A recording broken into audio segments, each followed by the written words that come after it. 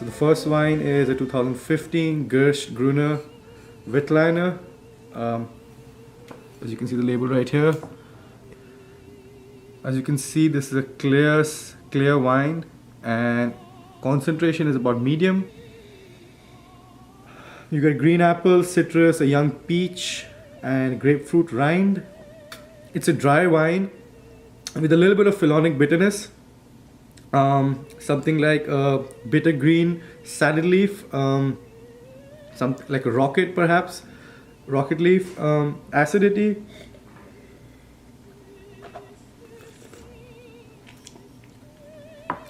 High acidity, as my mouth is salivating even after spitting the wine out. The saliva is getting drawn out from the sides of my mouth, so it's a high acid wine. Medium alcohol. Best way to know alcohol is once you take a sip of the wine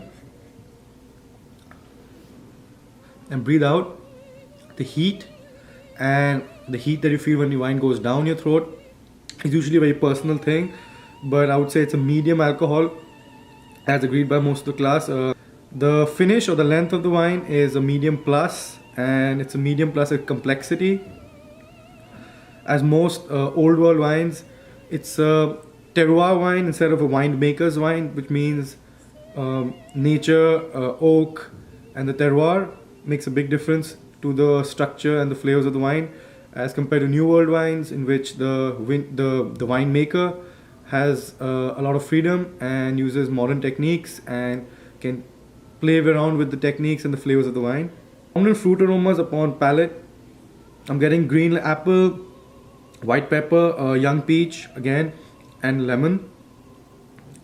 Arugula, for that green leaf I was talking about earlier, I'm getting some of that. And again, it's got vegetal properties, tart and fresh fruit, and again rocks and wet stones. Yep. So the next wine we're tasting today is a Grand Cru Chablis from Burgundy, which usually most of the times means it's a Chardonnay. But when you talk about Chablis, you don't talk about Chardonnay, you talk about a Chablis. It's a brand by itself. These are wines that have a youthful. They contain the green fruit and the citrus flavors of the wine. Oak is usually little. It's a clear wine with medium intensity. You can call this a yellow colored. Tears again medium. A distinct apple pie, yellow apple kind of smell. Pineapple as well. Maybe some light amount of malolactic fermentation, which is conversion of malic acid to lactic acid, giving me a little bit of cheese rind, a little bit of milk spoil, toasted marshmallows. Definitely a little bit of old oak, if none at all. But if there was any oak, it would be probably a little bit of old oak.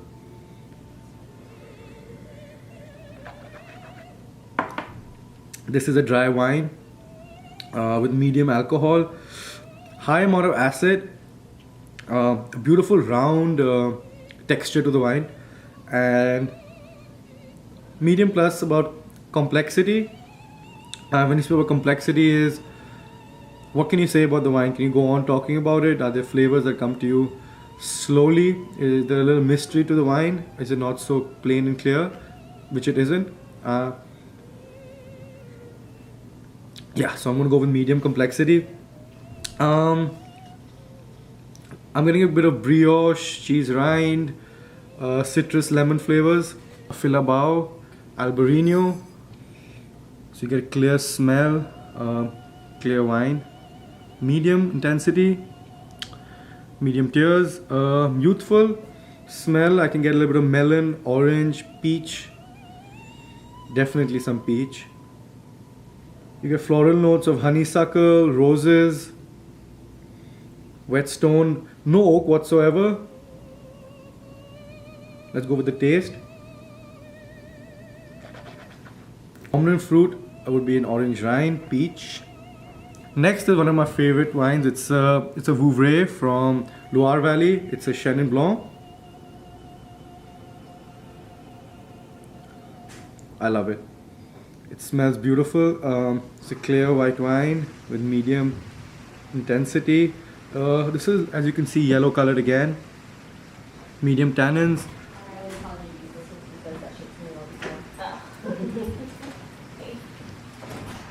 Nose, it is youthful, yet I get smells of peach, sweet melon, red apple, which is a little bruised, and citrus flavors.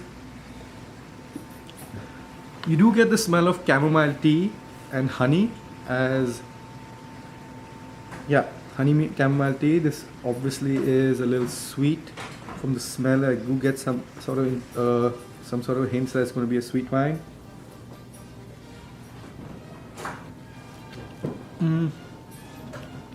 Upon tasting it, I feel like I'm a little wrong. It's not sweet, it's off dry.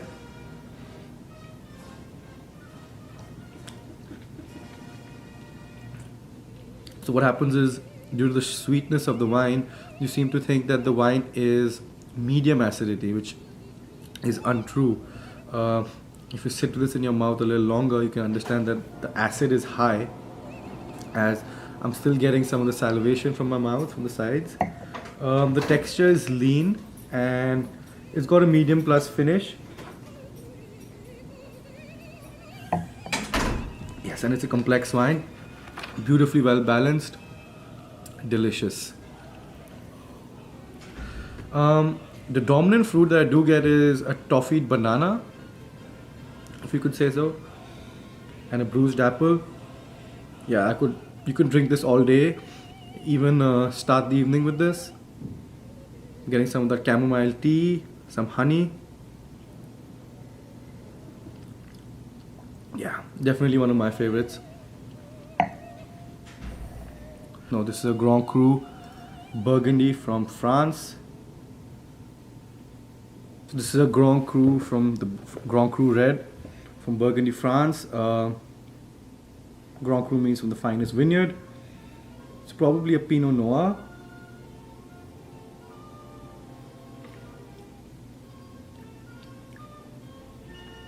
It's a clear wine with, it's probably used with thin-skinned berries, which is medium color concentration. It's a beautiful ruby colored wine.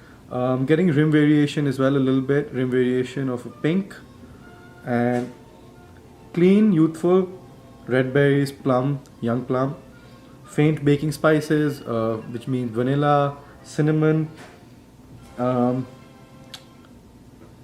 a little hint of wet leather, definitely old oak, and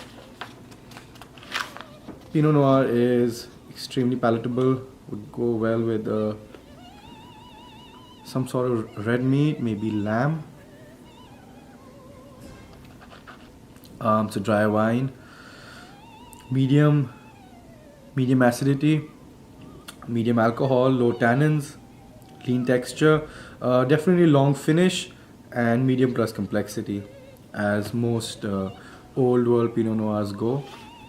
It's a hazy wine, as you can see, purple colored, light amount of tears.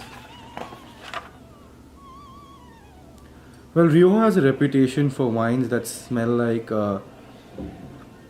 sorry to say this, but somebody went to the bathroom and had explosive shit and is trying to cover it up with a floral spray. So that's the kind of smell that you usually get. Somebody trying to clean, somebody trying to mask really bad shit they took in your bathroom.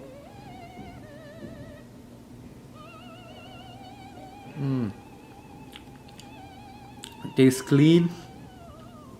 Taste of blackberries, raspberries. Goes well with the smell as well. Beautiful smell. If you like the smell of someone taking a shit in your bathroom and covering it up, I particularly don't really mind that kind of smell if that really says what kind of person I am. Across the board, acidity medium, tannins medium, alcohol medium, and so is the body medium or medium plus. Moving on to the last wine, it is a Barolo, which is 100% Nebbiolo grape from Italy, Piedmont. So from this you get something known as a volatile acidity smell, which is something similar to nail polish remover. Italians are famous for drinking this wine less than smelling it all day, and obviously I don't blame them for that. It's a beautiful wine. It's famous all across the world for its classic bitterness, tannins, yet beautiful intensity and complexity. It's a kind of wine that you can drink. Personally, I would if I received some good news or some terrible news. Dominant fruit aromas are red fruits, which are dried out. Definitely smells of dried leaves and potpourri, dried flowers, cured dried meat, leather, tobacco, baked earth.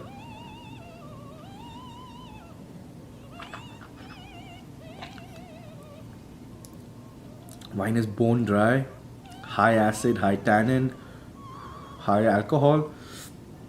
Uh, Very strong amount of tannins, so I wouldn't say completely balanced, but give this wine another 10 to 12 years, and yeah, it's amazingly age worthy, and it will just become more and more balanced as the ages go by. I'm getting red fruits, some leather, tobacco, smoked meat, like a smoked sausage. Yep. So that's the little bite of today, and all that's left to do is to take a sip. Just kidding.